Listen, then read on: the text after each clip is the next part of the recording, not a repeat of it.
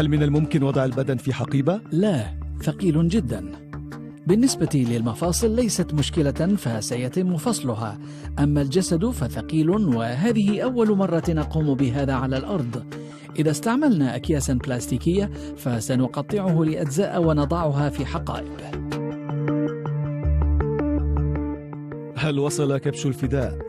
لقد وصل.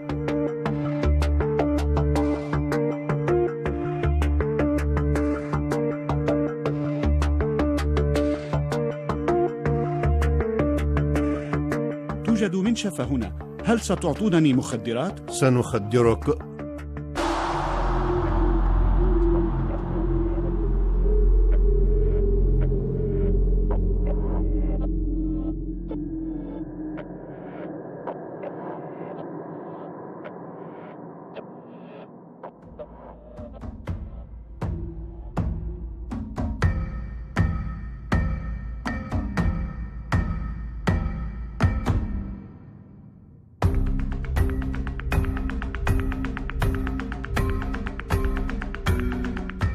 The findings are clear.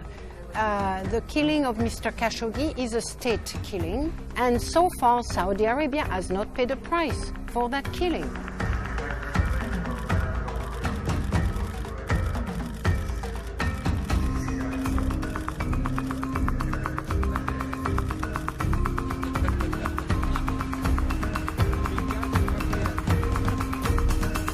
What happened in Istanbul almost a year ago was a stain on Saudi Arabia, a stain on our culture, our people, our government.